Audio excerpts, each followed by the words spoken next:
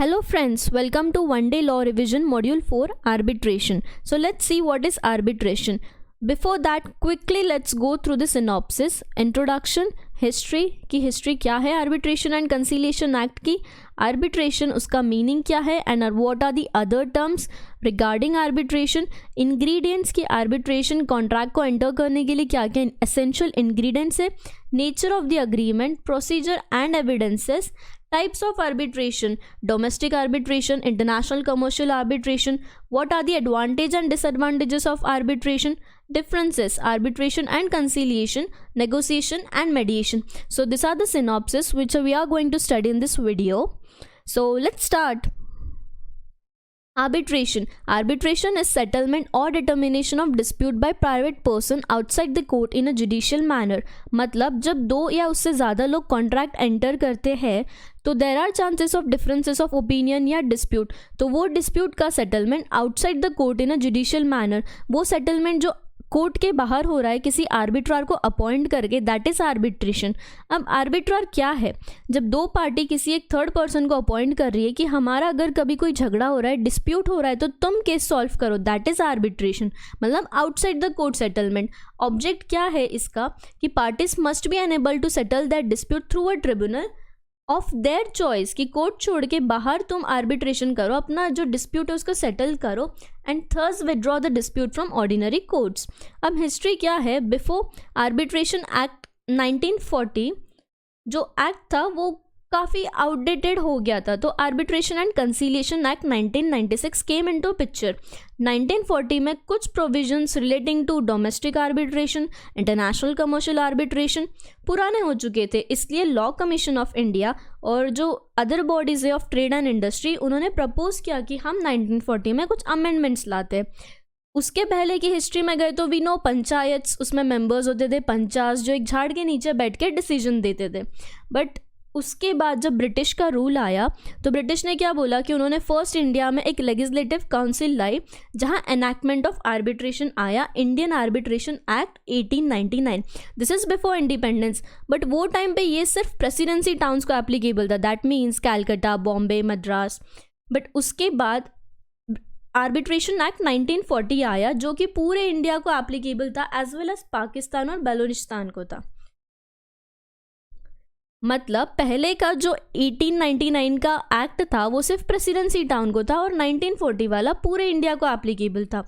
फिर वो आउटडेटेड हो गया, उसमें कुछ शॉर्टकमिंग्स थी, कुछ चीज़ें रिलेटिंग टू आर्बिट्रेशन प्रोसीजर या rules regarding the filing of awards from one high court to another, ये जो चीज़ें थी उसको रेटिफाई किया, प्रॉब्लम्स को सॉर्ट किया and then arbitration and conciliation act 1996 picture में आया. I hope you are clear with this. United Nations Commission on International Trade Law को भी लगता था कि मॉडल लॉज होने चाहिए फॉर इंटरनेशनल आर्बिट्रेशन.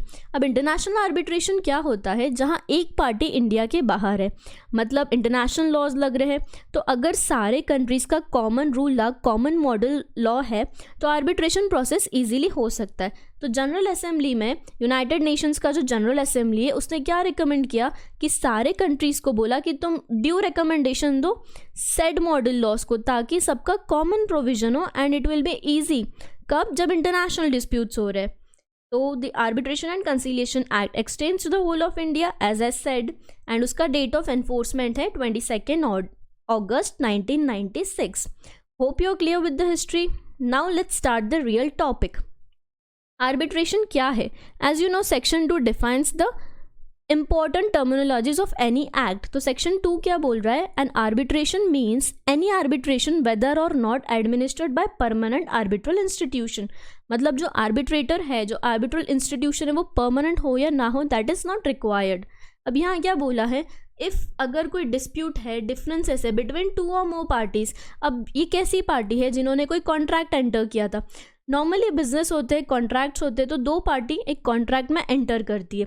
अब वहाँ डिस्प्यूट है, डिफरेंसेस है, तो आर्बिट्रेटर का काम ये है आर्बिट्रेशन प्रोसेस में कि उसको दोनों की साइड सुनना है, hearing both the sides in judicial manner, और उस बेसिस पे उसको फाइनल डिसीजन देना है.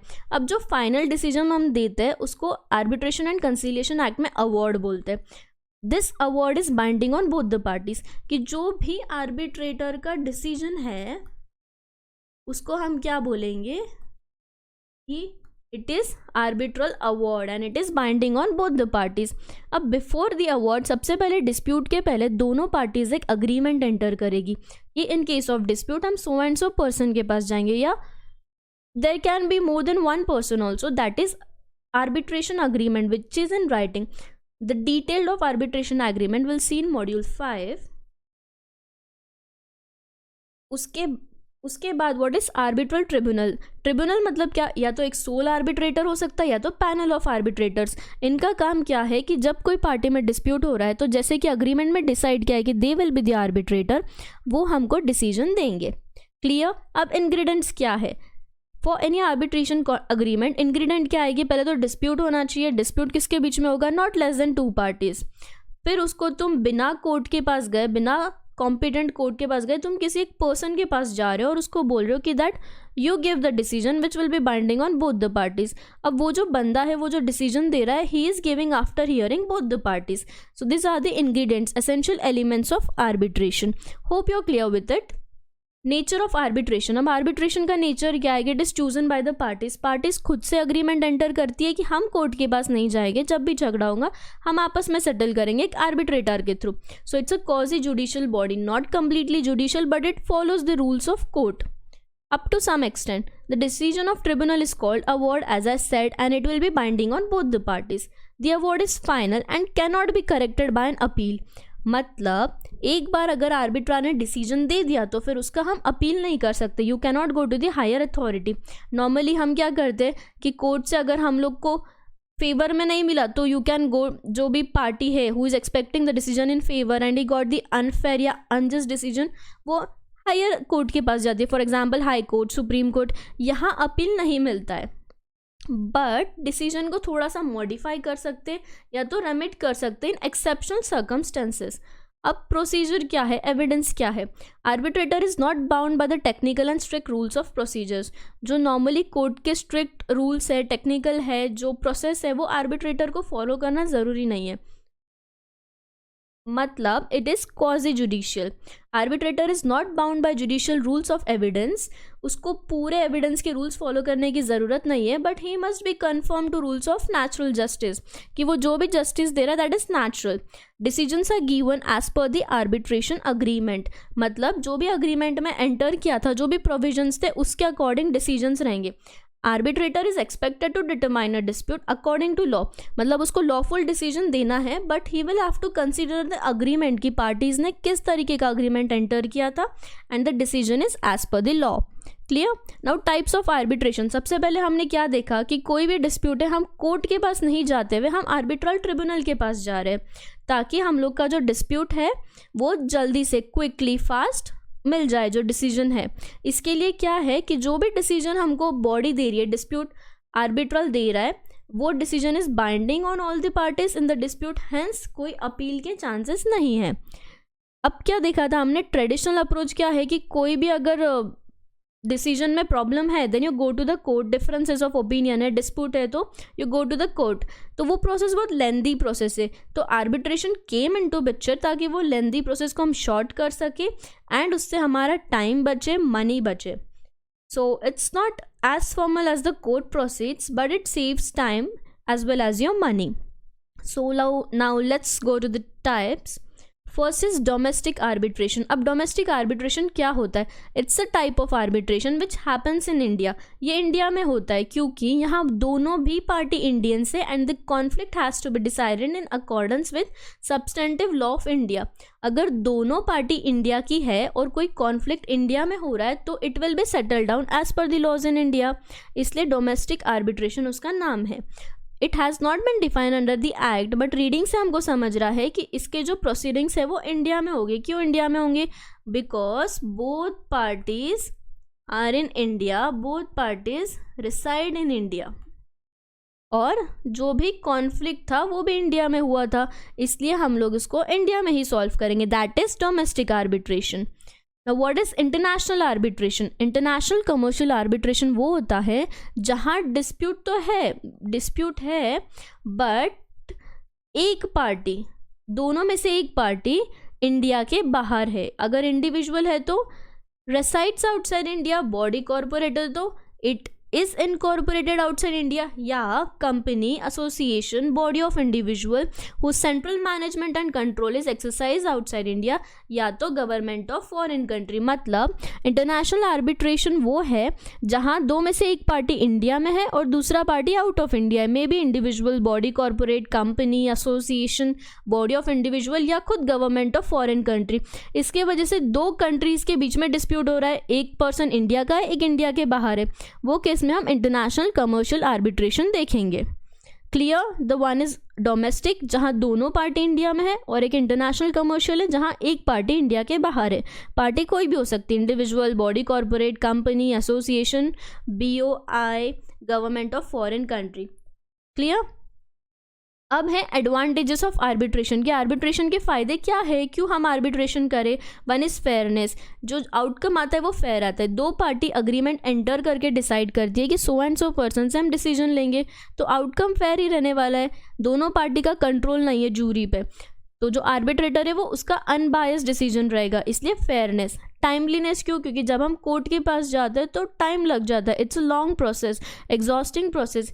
यहाँ डेट्स बार बार स्केड्यूल नहीं होते, ट्रायल प्रोसेस नहीं होता है, तो टाइम बच जाता है, क्विकर होता है डिसीजन।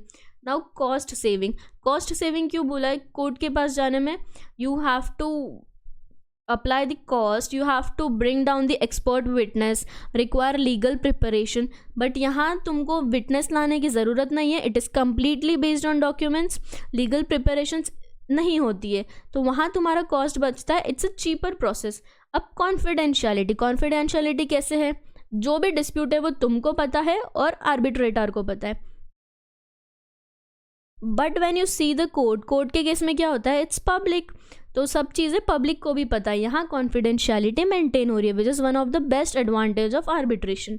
अब finality, level of finality to the administration process, कि क्या एक बार डिसीजन मिल गया तो it can not be appealed, मतलब आउटकम आ गया दैट इज़ फाइनल, सो जो भी है वो फाइनल है, तुम्हारा टाइम नहीं जाने वाला है।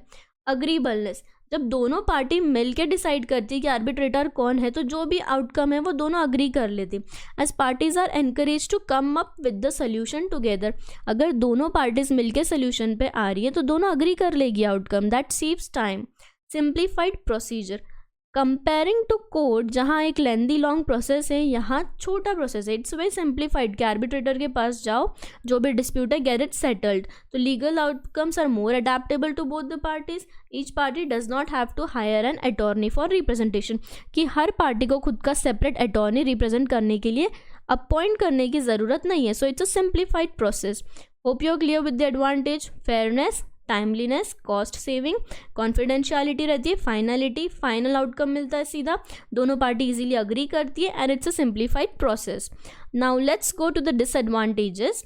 नो अपील्स, अब हमने देखा कि अपील नहीं कर सकते, जो भी डिसीजन है वो फाइनल है, बट ऐसा हो सकता है कि जो आउटकम है वो अनफेयर है, अनजस्ट है, बायस्ड है। कभी ऐसे हो सकता है कि आर्बिट्रेटर कोई पार्टी के साइड झुक गया, his decision was not independent, biased था, एक साइड से वो आंसर कर रहा था, तो वो केस में तुम अपील नहीं कर सकते, तो दैट इज़ डिसएडवांटेज। अब कॉस्ट इफिशिएंट तो है, बट अगर कोई छोटा केस है जहाँ मिनिमल मनी इज़ इन्वॉल्व्ड, वहाँ कोर्ट के पास जाना अच्छा रहेगा, वहाँ कॉस्ट सेविंग नहीं होगा, उल्टा ज़्यादा कॉस्ट लग जाएगा कि आर्बिट्रार ढूंढो, आर्बिट्रेशन अग्रीमेंट में एंटर करो, सो कॉस्ट सेविंग हर जगह नहीं होगी, छोटे केसेस में it will not lead to cost saving. Rules of evidence, अब हमने बोला कि आर्बिट्रेशन डिसीजन डॉक्यूमेंट्स के बेसिस पे एविडेंस लाने की ज़रूरत नहीं है, उस केस में डिसीजन रॉन्ग होने के चांसेस बढ़ जाते हैं। Lack of cross examination, same point कि यहाँ सारे डॉक्यूमेंट्स है, विटनेसेस नहीं है। Limited discovery, in the event that arbitration is not filed until litigation has already begun, both parties lose the cost saving advantage of limited discovery, parties को cost saving advantage नहीं मिल रहा है। Lack of consistency, अब हम यहाँ क्या देख रहे हैं कि there are chances कि arbiter bias हो जाए, which is sometimes the case in mandatory arbitration contract, तो कोई proper standards नहीं है, तो हम बोल सकते हैं कि there is a lack of consistency। अब lack of evidence, हमने बोला कि आर्बिट्रेशन में इंडियन एविडेंस एक्ट नहीं लगता, मतलब it is not evidence based, तो उस केस में जो एक्सपीरियंस है आर्बिट्रेटर का उसके बेसिस पे वो डिसीजन देगा, बट एविडेंस नहीं होने की वजह से डिसीजन थोड़ा सा अलग हो सकता है। नॉट पब्लिक, हमने क्या बोला कि इसमें कॉन्फिडेंशियलिटी मेंटेन होती है, बट कॉन्फिडेंशियलिटी मेंटेन करने के चक्कर में कभी कभी लैक ऑफ ट्रांसपेरेंसी भी हो जाती है, which is not in the case of public court room. तो नॉट पब्लिक होना भी कभी कभी डिसएडवांटेजेस है। तो डिसएडवांटेजेस क्या है? नो अपील, कॉस्ट सेविंग है, बट अगर मिनिमल अमाउंट वाला केस है तो उल्टा हो जाता है। Rule of evidence, lack of cross examination, limited discovery, lack of consistency, lack of evidence, not public. Clear? अब हम देखेंगे differences between arbitration and conciliation, कि आर्बिट्रेशन क्या है, कंसीलिएशन क्या है। दोनों भी आर्बिट्रेशन एंड कंसीलिएशन एक्ट 1996 के अंदर आते हैं। आर्बिट्रेशन क्या है? अभी जो हमने देखा कि दो पार्टीज मिलके एक इम्पार्शियल एडजुडिकेटर को अपॉइंट कर रहे हैं। In case of dispute he will give the decision which will be final and binding. But conciliation क्या है? Conciliation is again one alternate dispute resolution method, जहां हम एक्सपर्ट को अपॉइंट कर रहे हैं जो एक डिस्प्यूट को सेटल करने वाला है। आर्बिट्रेशन अग्रीमेंट कब होता है? पास्ट या फ्यूचर डिस्प्यूट को लेके। कंसीलिएशन में agreement is not necessary. Arbitration में बोला है कि जो नंबर ऑफ आर्बिट्रेटर्स है वो ऑड होने चाहिए, इवन नहीं हो सकते, बट ऐसा कोई भी प्रोविजन कंसीलिएशन में नहीं दिया है, मतलब वो इवन भी हो सकते हैं। फिर बोला है कि arbitral award is binding on the parties, कि जो दोनों पार्टीज है उनको जो भी डिसीजन आर्बिट्रेटर ने दिया, जिसको हम अवार्ड बोलते हैं, is binding on the parties. But conciliation में क्या बोला है कि अगर पार्टीज चाहे तो वो जो भी उनको फाइनल डिसीजन मिला है उसको डिसरिगार्ड करके, मतलब उसको रिजेक्ट कर सकते हैं कि no we don't accept it. जो भी प्रपोजल है कंसीलिएटर का उसको रिजेक्ट कर सकते, डिसरिगार्ड कर सकते। आर्बिट्रेशन कंपेरेटिवली थोड़ा सा रिजिड प्रोसेस है। कंपेरेटिवली मतलब इन कंपैरिजन टू कंसीलिएशन ये थोड़ा सा फ्लेक्सिबल है। आर्बिट्रेशन में एक पार्टी इंडिया के बाहर भी हो सकती है। इंटरनेशनल कमर्शियल आर्बिट्रेशन है तो इंडिया के बाहर होगी और एक इंडिया में, बट ऐसा कोई भी प्रोविजन कंसीलिएशन में नहीं है। पार्टी में बिलोंग टू सेम और डिफरेंट नेशनैलिटी। क्लियर? अब हम देखेंगे डिफरेंस बिटवीन नेगोशिएशन एंड मेडिएशन, कि नेगोशिएशन क्या है, मेडिएशन क्या है। इफ़ यू सी नेगोशिएशन तो हम नॉर्मली डेली लाइफ में भी करते हैं कि हम नेगोशिएट कर रहे हैं। नेगोशिएट किससे करते हैं? हम सामने वाली पार्टी से। तो नेगोशिएशन दो पार्टीज़ के बीच में हो रहा है, यहाँ कोई थर्ड पार्टी का रोल नहीं है। Where parties settle their dispute themselves by discussion. Negotiation में हम क्या करते हैं? डिस्कस करते हैं। It's a win win situation कि थोड़ा सा हम एडजस्ट कर रहे हैं, थोड़ा सा सामने वाली पार्टी एडजस्ट करिए, दैट इज नेगोशिएशन। और मेडिएशन क्या है? अगेन फॉर रिजॉल्विंग इशूज तुमने एक थर्ड पार्टी को अपॉइंट किया by arriving it at an agreement. Negotiation में कोई थर्ड पार्टी नहीं है, मेडिएशन में एक थर्ड पार्टी है। ये एक इम्पॉर्टेंट डिफरेंस है, इस पे से ही सारे पॉइंट्स बनते हैं। नेगोशिएशन प्राइवेट और कॉन्फिडेंशियल है क्योंकि थर्ड पार्टी नहीं है। मेडिएशन में थर्ड पार्टी है तो थोड़ा कॉन्फिडेंशियलिटी इफेक्ट करता है। नेगोशिएशन क्विक और इनएक्सपेंसिव है, मेडिएशन थोड़ा लेंदी और एक्सपेंसिव है। नेगोशिएशन इनफॉर्मल है, अनस्ट्रक्चर्ड है क्योंकि डायरेक्ट कॉन्वर्जेशन हो रहा है, डिस्कशन हो रहा है between two parties. Mediation formal और स्ट्रक्चर्ड है। Negotiation can result in win win situation क्योंकि हम दोनों मिलके डिस्कस कर रहे हैं, both the parties are discussing among themselves और जो भी डिफरेंसेस है वो एडजस्ट करने के लिए रेडी है। मेडिएशन में मे और may not result in win win situation. क्यों? क्योंकि थर्ड पार्टी जो डिसीजन देगी वो दोनों सुनने वाले, उन्होंने थर्ड पार्टी को अपॉइंट किया है कि तुम हमको डिसीजन ला के दो। यहाँ नेगोशिएशन में parties control the process, mediation में mediator controls the process. Negotiation में parties make their own decision, parties दोनों मिलके खुद का डिसीजन लेते हैं। मेडिएशन में mediator facilitates the settlement process. यहाँ मेडिएटर जो थर्ड पर्सन है वो सारा प्रॉब्लम देखेगा और डिसीजन देगा। यहाँ पे पार्टीज खुद एडजस्ट कर रहे हैं, खुद डिस्कस कर रहे हैं। So the basic difference is about third party. उस बेसिस पे सारे पॉइंट्स आए। So you got the difference between arbitration and conciliation and now negotiation and मेडिएशन. So let's quickly go through the synopsis again. So हमने introduction देख लिया, history देख ली कि पहले 1940 था, वो आउटडेटेड था, तो हम 1996 में आए. फिर आर्बिट्रेशन का मीनिंग देखा कि दो पार्टीज है, दोनों में झगड़ा हो रहा है, इसलिए उन्होंने एक थर्ड पर्सन आर्बिट्रेटर को अपॉइंट किया जिसका काम है डिसीजन देना, which will be final and binding on both the parties, जिसके अगेंस्ट अपील नहीं हो सकता. इंग्रेडिएंट्स देखे, नेचर देखा, प्रोसीजर देखा कि आर्बिट्रेशन प्रोसेस कैसे होता है, कैसे अपॉइंट होता है, आर्बिट्रेशन अग्रीमेंट एंटर करते हैं, टाइप्स ऑफ आर्बिट्रेशन देखे कि डोमेस्टिक आर्बिट्रेशन है जहाँ दोनों पार्टी इंडिया में है और डिसीजन भी इंडिया में ही रहेगा, और इंटरनेशनल कमर्शियल क्या देखा जहाँ एक पार्टी इंडिया में और दूसरी पार्टी इंडिविजुअल हो, बॉडी, कॉरपोरेट, कंपनी, BOI या फॉरेन गवर्नमेंट इंडिया के बाहर है। एडवांटेजेस देखे, डिसएडवांटेजेस देखा, and then differences between arbitration and conciliation, उसके बाद negotiation and mediation. So I hope you are clear with the topic. Thank you for watching.